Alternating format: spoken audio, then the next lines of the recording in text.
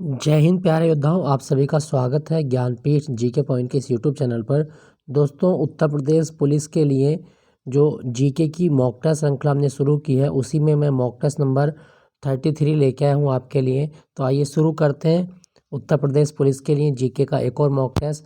अगर आपने चैनल को सब्सक्राइब नहीं किया है तो प्लीज़ सब्सक्राइब कर लीजिएगा, बेल आइकन को प्रेस कर लीजिएगा ताकि आपको नोटिफिकेशन मिलती रहे। तो चलिए, पहला प्रश्न आपकी स्क्रीन पर क्या कहता है दोस्तों। पहला प्रश्न आपकी स्क्रीन पर कहा गया है दोस्तों, भारत में लोकसभा का स्पीकर डैश है, मनोनीत किया जाता है, चयनित किया जाता है, निर्वाचित किया जाता है या नियुक्त किया जाता है। तो दोस्तों, आप याद रखिएगा कि भारत में जो लोकसभा का अध्यक्ष है ना, ये निर्वाचित किया जाता है। ऑप्शन सी इसका सही जवाब है, निर्वाचित किया जाता है। क्लियर दोस्तों, याद रखेंगे। दोस्तों, अगर आपसे क्वेश्चन पूछा जाए कि जो लोकसभा का अध्यक्ष है, ये अपना त्यागपत्र किसको देगा, तो लोकसभा का अध्यक्ष अपना त्यागपत्र देता है किसको, उपाध्यक्ष को। ठीक है, याद रखिएगा। अच्छा, क्या आपको पता है कि भारत में जो पहली लोकसभा थी उसके अध्यक्ष कौन थे, जीबी मावलंकर, गणेश वासुदेवन मावलंकर। ये भारत की जो पहली लोकसभा थी इसके स्पीकर थे। ये नाम जरूर याद रखना, ये क्वेश्चन पूछा जाता है। तो लोकसभा का जो अध्यक्ष है वो निर्वाचित होता है, ऑप्शन सी। नेक्स्ट है, निम्नलिखित में से कौन से देश की सबसे लंबी अंतर्राष्ट्रीय सीमा भारत के साथ जुड़ी है। दोस्तों, भारत ना 7 देशों के साथ अपनी अंतर्राष्ट्रीय सीमा साझा करता है। ठीक है, और इसमें सबसे लंबी अंतर्राष्ट्रीय सीमा जो है वो बांग्लादेश के साथ जुड़ी है। ठीक है, कितनी है, 4096.6। तो 4096.6 किलोमीटर लंबी जो अंतर्राष्ट्रीय सीमा है भारत की, वो बांग्लादेश के साथ साझा होती है। क्लियर, याद रखिएगा। ये भी याद रखें कि भारत की जो अंतर्राष्ट्रीय सीमा है वो कितने देशों के साथ लगती है, तो 7 देशों के साथ लगती है। क्लियर, याद रखिएगा। दोस्तों, क्या आपको पता है कि भारत और बांग्लादेश के बॉर्डर पे कौन सा अर्धसैन्य बल कार्य करता है, तो आप याद रखना, बीएसएफ। भारत और बांग्लादेश के बॉर्डर पर बीएसएफ काम करती है। क्लियर, याद रखिएगा। सबसे लंबी अंतर्राष्ट्रीय सीमा बांग्लादेश के साथ है, ऑप्शन ए। नेक्स्ट है, सूर्य के गिर्द एक परिक्रमा के लिए निम्नलिखित में से कौन सा ग्रह अधिकतम समय लेता है। तो दोस्तों, सूर्य के चारों ओर जो घूमने वाले ग्रह हैं इसमें सबसे ज़्यादा समय किसको लेता है, तो जवाब होगा आपका ऑप्शन बी। इन ऑप्शन के अनुसार बृहस्पति ग्रह जो है वो सबसे ज़्यादा समय लेगा। ठीक है, आप याद रखिएगा। दोस्तों, अगर आपसे क्वेश्चन पूछा जाए कि भारत का जो मंगल मिशन है इसका नाम क्या था, मोम, और PSLV C-25 के द्वारा मंगल मिशन को लॉन्च किया गया था। ठीक है, याद रखिएगा। मंगल ग्रह को लाल ग्रह कहा जाता है, और मैं एक्चुअली बता दूं इसके 2 उपग्रह हैं, डीमोस और फोबोस। क्लियर, याद रखिएगा।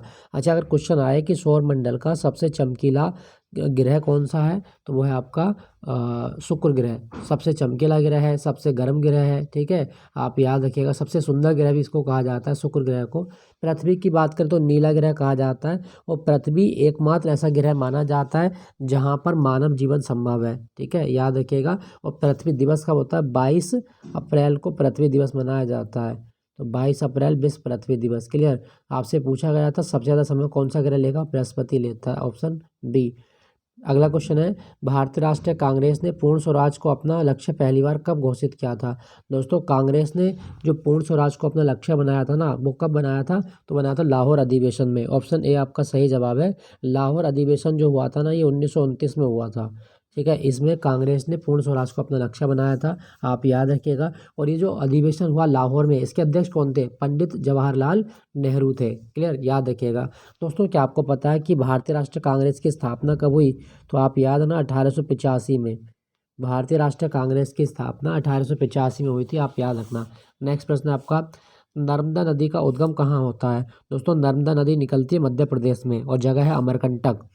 अमरकंटक चोटी से निकलती है नर्मदा नदी, आप याद रखना। और नर्मदा नदी पश्चिम की ओर बहने वाली सबसे लंबी नदी है, आप याद रखिएगा। आपसे पूछा जाता है कि नर्मदा नदी जो है ये डेल्टा बनाती है, नहीं, तो आप याद रखना, नर्मदा नदी डेल्टा नहीं बनाती, ये एस्चुरी का निर्माण करती है। क्लियर, याद रखिएगा। दोस्तों, क्या आपको पता है कि नर्मदा नदी पर एक बांध भी बना हुआ है, धुआंधार। बांध नहीं, झरना, धुआंधार जलप्रपात ये किस नदी पर है? तो आप याद रखना, धुआंधार जलप्रपात नर्मदा नदी पर है, जबलपुर में। और नर्मदा नदी निकलती कहाँ से है? अमरकंटक से निकलती है। क्लियर, याद रखिएगा। नेक्स्ट है, प्रतिवर्ष ओलंपिक दिवस कब होता है? तो दोस्तों हर साल ओलंपिक दिवस होता है 23 जून को। ऑप्शन डी आपका सही जवाब है, 23 जून। अच्छा, अगर आपसे पूछा जाए कि ओलंपिक समिति का मुख्यालय कहाँ पर है, तो लुजाने में है। लुजाने स्विट्जरलैंड में है अंतर्राष्ट्रीय ओलंपिक समिति का मुख्यालय। क्लियर, याद रखिएगा, आपसे पूछा जाता है। चलिए अगले प्रश्न की ओर बात करते हैं। मरकरी का महत्वपूर्ण अयस्क क्या है? मरकरी मतलब पारा, तो पारे का सबसे महत्वपूर्ण अयस्क कौन सा होता है दोस्तों? वो होता है सिनेवार। ऑप्शन ए आपका सही जवाब है, सिनेवार पारे का अयस्क होता है। ठीक है, आप याद रखना। अच्छा दोस्तों, यहाँ पे लिखा है गिब्साइट। गिब्साइट किसका अयस्क है? एल्यूमिनियम का अयस्क है। और मेलेकाइट किसका होता है? तो मेलेकाइट होता है कॉपर का। मेलेकाइट जो अयस्क है वो कॉपर का होता है। क्रायोलाइट किसका होता है? क्रायोलाइट एल्यूमिनियम का होता है। तो क्रायोलाइट और गिब्साइट एल्यूमिनियम का अयस्क है और मेलेकाइट कॉपर का अयस्क है। आपसे पूछा गया था मरकरी का महत्वपूर्ण अयस्क वो सिनेवार होता है। ठीक है दोस्तों, आप याद रखना। दोस्तों आपसे अगर क्वेश्चन पूछा जाए कि जो मरकरी होती है इसका दूसरा नाम क्या है? इसको पारा भी बोलते हैं, मरकरी को पारा। और इसका संकेत क्या होता है? Hg। जरूर याद रखना, ये पूछा जाता है आपके एग्जाम में। नेक्स्ट प्रश्न है आपका अगला क्वेश्चन। एल्कोहो एल्कोहलिक पेय पदार्थों में प्रयुक्त होने वाला यौगिक कौन सा है? दोस्तों जितने भी एल्कोहलिक पेय पदार्थ होते हैं उसमें कौन सा एल्कोहलिक चीज़ यूज करते हैं हम? जवाब होगा एथेनॉल। एथेनॉल मतलब एथिल अल्कोहल यूज किया जाता है। मीथेनॉल बहुत जहरीला होता है, इसका सेवन आप नहीं कर सकते। अगर आपने मीथेनॉल का सेवन किया तो आपको जो है वो डेथ हो सकती है। ठीक है, आप याद रखिएगा। तो अगर कभी क्वेश्चन आए कि शराब बनाने में कौन सा अल्कोहल प्रयोग किया जाता है, तो एथेनॉल। ठीक है, याद रखिएगा। नेक्स्ट है आपका अगला क्वेश्चन।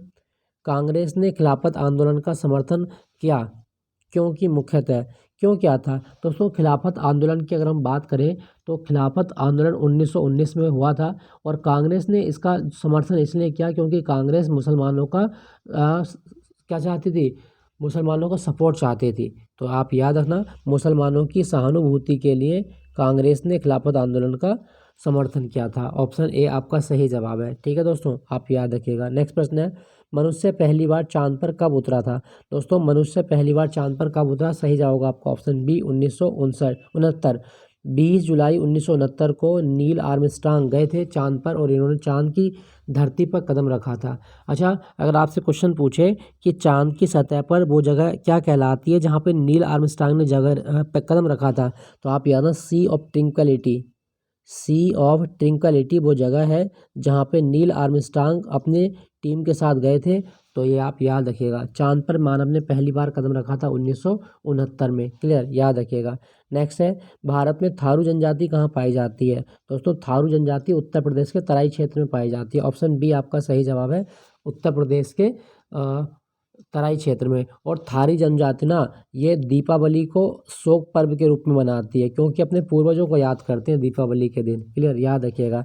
नेक्स्ट प्रश्न है, फोकलैंड द्वीप किस महासागर का द्वीप है? दोस्तों फोकलैंड द्वीप की अगर बात करें तो ये अटलांटिक महासागर में स्थित है। ऑप्शन सी आपका सही जवाब है।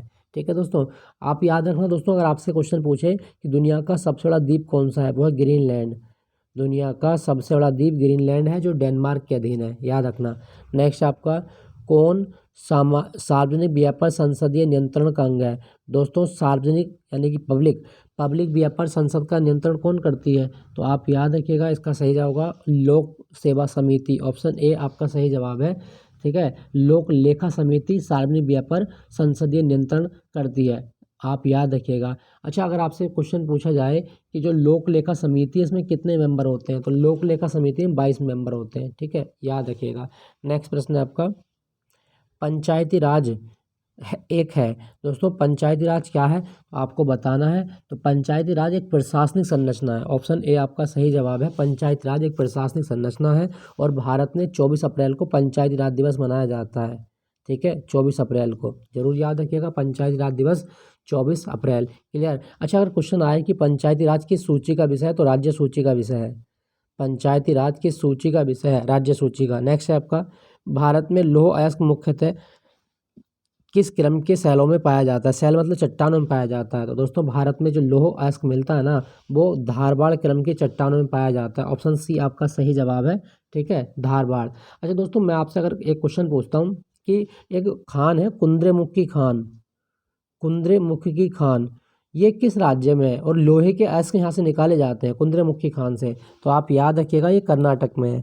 कुंद्रेमुखी खान जो अपने लौह अयस्क के लिए प्रसिद्ध है, ये कर्नाटक में है, आप याद रखिएगा। नेक्स्ट प्रश्न है आपका, निम्न संस्था में कौन असहयोग आंदोलन के दौरान स्थापित की गई थी। दोस्तों असहयोग आंदोलन के दौरान कौन सी संस्था बनी, आपके ऑप्शन है काशी विद्यापीठ, बिहार विद्यापीठ, काशी हिंदू विश्वविद्यालय, या ए और सी दोनों। तो आप याद रखिएगा असहयोग आंदोलन 1920 से 1922 तक चला, तो इसमें काशी विद्यापीठ और बिहार विद्यापीठ की स्थापना हुई। कौन कौन से, एक काशी विद्यापीठ और बिहार विद्यापीठ दोनों बने थे आपके, ठीक है, आप याद रखिएगा। तो ऑप्शन डी इसमें सही जवाब है। क्लियर, याद रखेंगे। अच्छा दोस्तों, असहयोग आंदोलन के दौरान ना एक कांड हुआ था, कौन सा कांड था, चौरी चौरा कांड। तो कभी क्वेश्चन आए कि उत्तर प्रदेश में चौरी चौरा कांड कहाँ हुआ था, गोरखपुर में हुआ था 4 फरवरी 1922 को, और ये असहयोग आंदोलन का ही एक हिस्सा बताया गया है, ठीक है, याद रखिएगा। नेक्स्ट है, निम्नलिखित प्रदेशों में से किसमें खट्टे रसीले फलों का उत्पादन अधिक होता है। दोस्तों खट्टे और रसीले फल कहाँ होते हैं, सही जवाब होगा भूमध्य सागरीय प्रदेश में होते हैं। ऑप्शन सी आपका सही जवाब है, भूमध्य सागरीय प्रदेश। क्लियर, याद रखिएगा। दोस्तों क्या आपको पता है कि पोमोलॉजी क्या होता है, पोमोलॉजी क्या है, फलों का अध्ययन पोमोलॉजी कहलाता है। तो आप याद रखना, फलों का अध्ययन पोमोलॉजी होता है। क्लियर, याद रखेंगे। नेक्स्ट है, किस समाज सुधारक ने पुस्तक ज्ञान योग, कर्मयोग और राजयोग लिखी है। दोस्तों ज्ञान योग, कर्मयोग और राजयोग पुस्तक है किसकी, विवेकानंद की। ऑप्शन ए आपका सही जवाब है, स्वामी विवेकानंद की किताबें हैं। क्या आपको पता है कि विवेकानंद जो है इनके बचपन का नाम नरेंद्र नाथ था।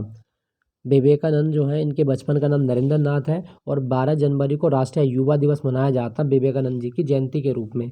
क्लियर, याद रखिएगा। विवेकानंद के गुरु कौन थे, स्वामी रामकृष्ण परमहंस। याद रखना, पूछा जाता है। अच्छा यहाँ पे लिखा गया बाल गंगाधर तिलक, इनकी किताब याद रखना, द ओरियन, बाल गंगाधर तिलक की किताब है। आपका सही जवाब होगा ऑप्शन ए। नेक्स्ट प्रश्न है, नचिकेता और यम संवाद किस उपनिषद का विषय है। दोस्तों नचिकेता और यम संवाद जो दिया गया है ना, वो आपका काठक उपनिषद में दिया गया है। ऑप्शन सी आपका सही जवाब है, काठक उपनिषद। क्लियर। नेक्स्ट प्रश्न है, ओलंपिक खेल में भारत ने हॉकी का स्वर्ण पदक अंतिम बार कब जीता था। ध्यान रखना, अंतिम बार पूछा गया है। तो ओलंपिक खेलों में अंतिम स्वर्ण जो भारत ने जीता था वो 1980 में जीता था, और 1980 के जो ओलंपिक हुए थे कहाँ हुए थे, मॉस्को में, रूस की राजधानी मॉस्को में हुए थे। तो आप याद रखिएगा। और सबसे पहला कब जीता था, तो 1928 में, 1928 में हॉकी में पहला स्वर्ण पदक जीता एम्स्टर्डम ओलंपिक में, और अंतिम जीता था आपका मॉस्को ओलंपिक 1980। याद रखिएगा, हॉकी भारत का राष्ट्रीय खेल नहीं है, याद रखना। नेक्स्ट प्रश्न है आपका, 2011 की जनगणना के अनुसार भारत का जनघनत्व कितना है। तो दोस्तों जनघनत्व होता है कि 1 वर्ग किलोमीटर में कितनी आबादी निवास करती है। तो 2011 के अनुसार भारत का जो जनघनत्व है वो 382 व्यक्ति प्रति वर्ग किलोमीटर है। ऑप्शन ए आपका सही जवाब है, 382 व्यक्ति प्रति वर्ग किलोमीटर। क्लियर, याद रखिएगा। नेक्स्ट है आपका, उच्च लवणता पाई जाती है। दोस्तों उच्च लवणता किस में पाई जाती है, तो आपके ऑप्शन है मृत सागर, लाल सागर, साल्ट लेक, या लेक बोन। तो जवाब क्या होगा दोस्तों, उच्च लवणता की बात करें तो तुर्की का जो लेक बोन है ना, बोन झील, यहाँ पर सबसे ज़्यादा लवणता वाली झील है। ठीक है, ऑप्शन डी आपका सही जवाब है, जवाब होगा तुर्की की बोन झील। क्लियर, याद रखना। अच्छा दोस्तों यहाँ पे लिखा गया लाल सागर, तो लाल सागर का रंग लाल क्यों है, तो आप बताएंगे कि लाल सागर में रोडोफाइसिस शैवाल पाए जाते हैं, और रोडोफाइसिस शैवाल पाए जाने के कारण लाल सागर का नाम क्या पड़ गया है, लाल सागर पड़ गया है। ठीक है, तो उच्च लवणता कहाँ पाई जाती है, बोन झील में। नेक्स्ट है, मपूतो किस देश की राजधानी है। दोस्तों मपूतो मोजाम्बिक की राजधानी है। ऑप्शन सी इसका सही जवाब है, मपूतो मोजाम्बिक की राजधानी है। ठीक है, अंगोला की राजधानी क्या, लुआंडा, और अंगोला ना अभी ओपेक की सदस्यता से बाहर हो गया था। ठीक है, लुआंडा इसकी राजधानी है। क्लियर, याद रखिएगा। अच्छा यहाँ पे एक देश लिखा गया है सेशेल्स, इसकी राजधानी बहुत इंपॉर्टेंट है, क्या है, विक्टोरिया। सेशेल्स की राजधानी विक्टोरिया है, और ये अफ्रीका का देश है। क्लियर, याद रखना। आपसे पूछा गया था मपूतो राजधानी मोजाम्बिक की है। नेक्स्ट है, राष्ट्रीय ग्रामीण विकास संस्थान कहाँ स्थित है। दोस्तों राष्ट्रीय ग्रामीण विकास संस्थान हैदराबाद में है। ऑप्शन सी आपका सही जवाब है, हैदराबाद। दोस्तों क्या आपको पता है कि सरदार पटेल राष्ट्रीय पुलिस अकादमी कहाँ पर है। तो सरदार पटेल राष्ट्रीय पुलिस अकादमी है आपका कहाँ पर, हैदराबाद में। ठीक है, सरदार पटेल राष्ट्रीय पुलिस अकादमी हैदराबाद में, और ये 1959 में बनी थी। क्लियर, याद रखिएगा। नेक्स्ट है, आरबीआई के लोगो में कौन से पेड़ का चित्र है? दोस्तों आरबीआई का अगर आप लोगो देखें तो उसमें ताड़ का पेड़ है। ऑप्शन ए आपका सही जवाब है, ताड़ का पेड़। दोस्तों क्या आपको पता है कि आरबीआई 1 अप्रैल 1935 को बना था? 1 अप्रैल 1935 को भारतीय रिजर्व बैंक की स्थापना की गई और इसकी स्थापना कहाँ हुई थी? कलकत्ता में। आरबीआई की स्थापना कलकत्ता में हुई थी, लेकिन वर्तमान में मुख्यालय कहाँ पर है? मुंबई में। और आरबीआई जो है ना, ये 2 रुपये से लेकर 10,000 रुपये तक का नोट छाप सकता है, ठीक है, लेकिन भारतीय रिजर्व बैंक 1 रुपये का नोट नहीं छाप सकता। क्लियर, याद रखिएगा। तो आरबीआई के लोगों में ताड़ का पेड़ है। नेक्स्ट है आपका, यूरोपीय संसद का मुख्यालय कहाँ पर है? दोस्तों यूरोपियन संसद की अगर बात करें तो इसका मुख्यालय है लग्जमबर्ग में। ऑप्शन बी आपका सही जवाब है, लग्जमबर्ग। पेरिस में किसका मुख्यालय है? तो यूनेस्को का मुख्यालय पेरिस में है। पेरिस में यूनेस्को का मुख्यालय है, एफएटीएफ का मुख्यालय है, ठीक है, याद रखिएगा। ओईसीडी का मुख्यालय है, organisation for economic cooperation development. तो ये सारे मुख्यालय पेरिस में है। न्यूयॉर्क में आप जानते हैं यूएनओ का मुख्यालय है, यूनिसेफ का मुख्यालय है, ठीक है, ये आप याद रखिएगा।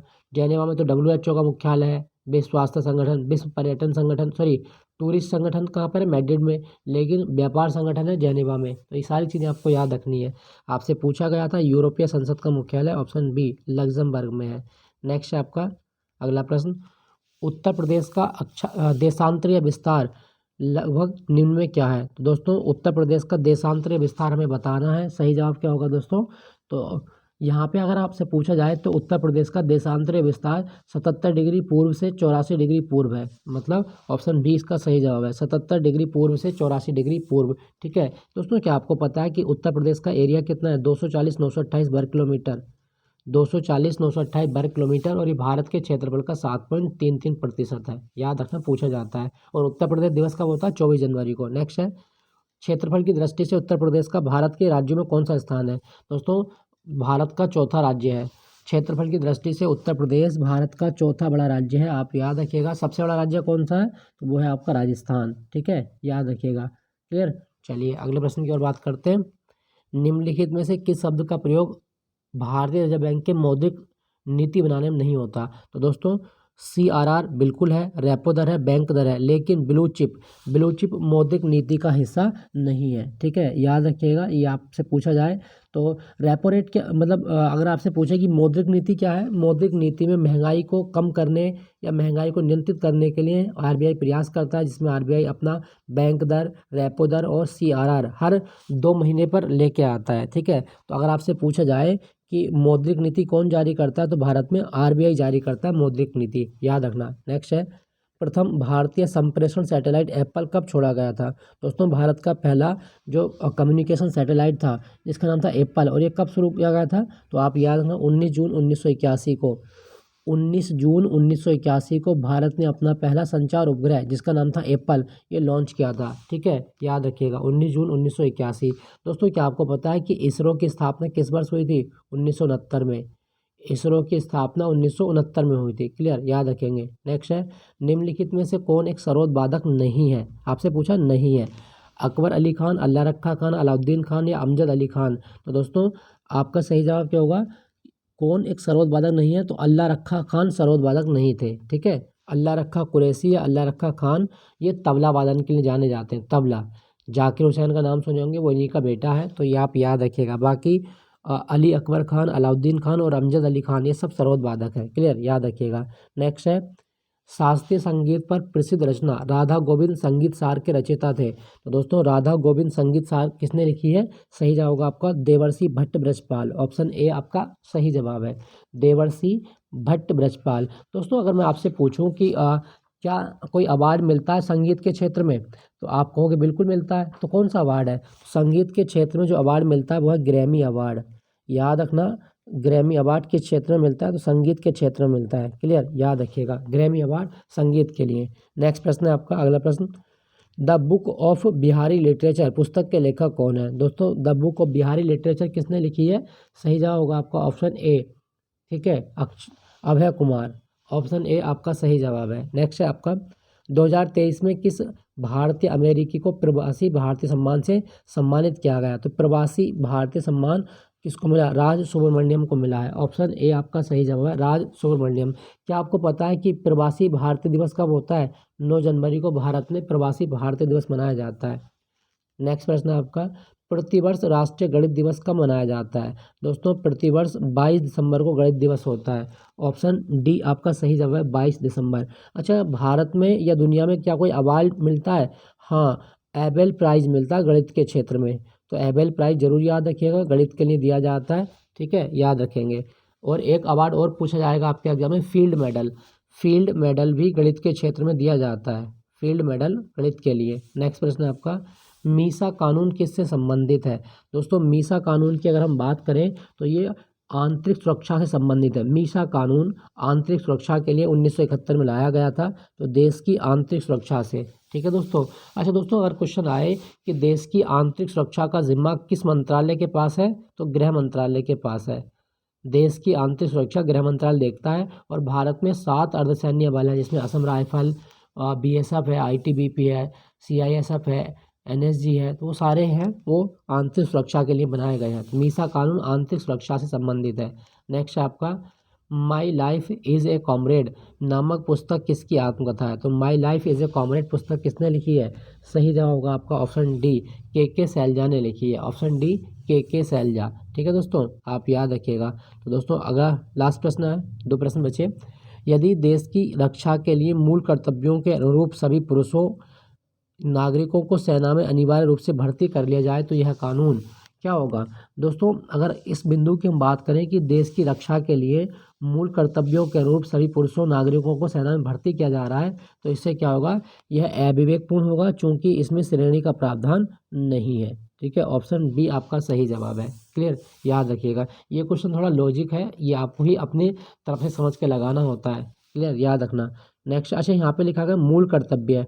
अगर आपसे पूछा जाए कि मूल कर्तव्य किस देश से लिए हैं, यूएसएसआर से लिए हैं, सोवियत संघ से। नेक्स्ट है, भारत के कुल क्षेत्रफल का लगभग कितना प्रतिशत उत्तर प्रदेश धारण करता है? तो अभी मैंने आपको बताया था कि यूपी का एरिया 240-928 है, और ये भारत के संपूर्ण भौगोलिक क्षेत्रफल का 7.33% है, तो लगभग कितना?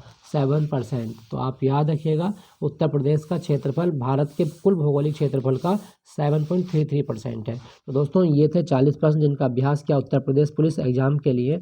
आई होप ये सेशन आपको पसंद आया होगा। फिर मिलूंगा आपको उत्तर प्रदेश जीके के मॉक टेस्ट के साथ शाम को, तो आप बने रहिएगा मेरे साथ में दोस्तों। अच्छा दोस्तों, आपसे एक रिक्वेस्ट है, चैनल को सब्सक्राइब नहीं किया हो तो सब्सक्राइब जरूर कीजिएगा, लाइक कीजिएगा। आपका कोई कमेंट हो तो आप कर सकते हैं। अपना ख्याल रखिएगा, कीमती समय है, पेपर नज़दीक आ गया है, तो आप बने रहिएगा मेरे साथ। फिर मिलूंगा। जय हिंद। मॉक टेस्ट नए के साथ में।